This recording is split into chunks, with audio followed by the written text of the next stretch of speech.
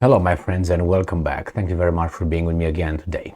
As I said many times, if you want to see an action, a policy, a law is just, you have to see at least two things to make sure those are, they pass your judgment and they fall under the same umbrella. One, the law applies across the board equally to everybody. And the other one, if you would be at the receiving end, see if you would be considering the policy, the law, just like, okay, that's fair, man. It checks all the boxes. It's fair. These two. So try them. Now, what happened here? We have something that the United States of America does to its allies and to, in this case, United Nations, which is spying on them. And, if that would have, the problem is people are just concerned a little bit and then they somehow don't care about it. Now imagine if that would have been done by, let's say, Russia. Do you think would have been considered, nothing to see here, it's okay? No. That tells you all this don't spy on others, in this case United Nations, is not really across the board. So let's see this little article, coming from obviously the bad Sputnik, and this is the title. United Nations expresses concern. That's it, concern. After Pentagon leaks show Washington spied on Guterres. Diplomats.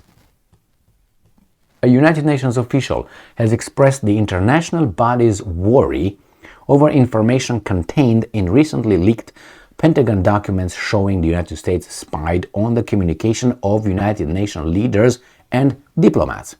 And I'm quoting, the United Nations officially expressed its concern. That's it, the concern. Regarding recent reports that the communications of the Secretary General and other senior United Nations officials have been the subject of surveillance and interference by the US government. Remember, United Nations building right here, it's in New York City, in Manhattan, okay? So it's not only the United States that is hooked at all this, and many other ones are hooked. But anyway, it seems like there is a something that says you cannot do that to the officials. So let's see. So let's read this little, right here. Interference by U.S. government. Stefan Dujarric, a spokesperson for United Nations Secretary General Antonio Guterres, told reporters on Tuesday, and I'm quoting, such actions, Dujarric said, and I'm quoting, are inconsistent with the U.S. obligations enumerated in the UN Charter and the Convention of the Privileges and Immunities of the United Nations. So they basically broke the obligations enumerated in violated the UN Charter, basically, the US. Now, what should that happen? Would it be condemned? Would it be what? Nothing. It's just, what was the word used here? Concern, right? Expressed concern. All right, good. If it's just concern, that's it. The information was first reported in the US media on Monday based on the dossier of US Department of Defense documents recently leaked on the Discord internet messaging site. You see, he says here, this weasel, US cooperation with allies unaffected by Pentagon leaks. Blinken claims, well, how about you let the victim speak? You're like a rapist telling us that a rape victim, that it was your victim, she's okay, she's doing just fine. She's not going to press charges on me. Why don't you let her or he speak about it? It's unbelievable, man. U.S. cooperation with the allies unaffected by we're just fine. We're just fine. Business as usual. According to the files, the U.S. intercepted at least 4 communications between Guterres and other UN officials in recent years. The communiques revealed his frustration with President Volodymyr Zelensky for, this is very important, staging an International Women's Day event during his visit to Kiev last month to make it appear as if he was honoring one side of the conflict. They also revealed his anger with Ethiopian President Tralala Lululu. The dossier, which included hundreds of US intelligence documents on Ukraine and other parts of the world, was posted on Discord earlier this month. A 21-year-old Massachusetts Air National Guard Airman Jack Teixeira was arrested by the FBI last week and charged with the leak. The US has previously been caught snooping on the communications of allied leaders, such as former German Chancellor Angela Merkel, and the United Kingdom reportedly bugged the office of then US Secretary General Kofi Annan in 2005.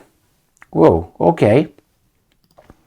Now, remember, these things happened before and will happen again. Regarding the access to Angela Merkel's phone, that was done with the help of that country that impartially investigates Nord Stream 1, Nord Stream 2 explosions, done by.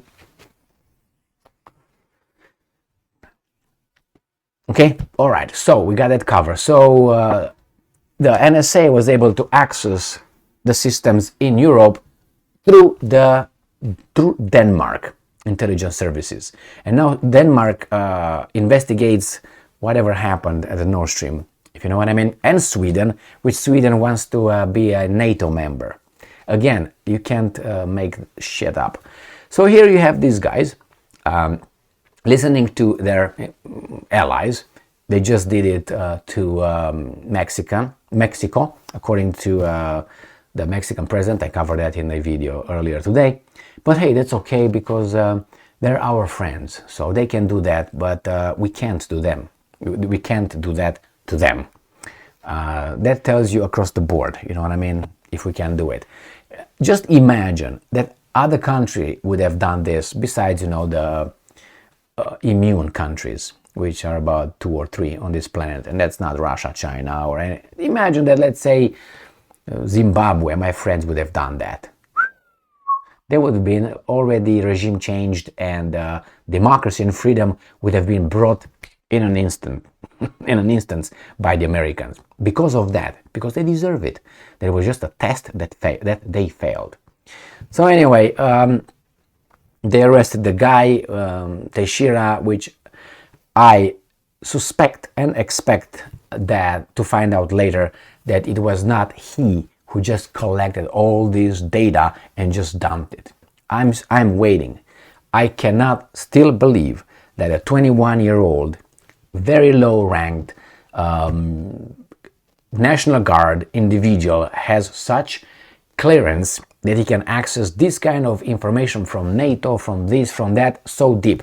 If that's the case, again, I don't know what to say. I mean, that's dumb. But anyway, this is it, my friends. The Americans continue to make sure that the allies are doing okay. That's why they do it. They do it because they're the forces of good, you know. The same with Nord Stream 1, Nord Stream 2. Let's say someone will say that, let's say the Americans did it. We don't know who did it. But let's say someone would claim the Americans did it. Well, there's probably for 2 or 3 days, some countries will express concern.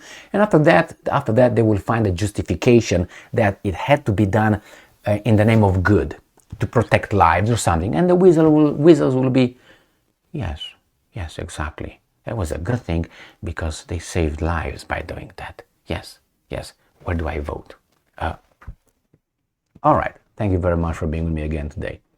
Stay strong, stay smart, look for the truth, and be just.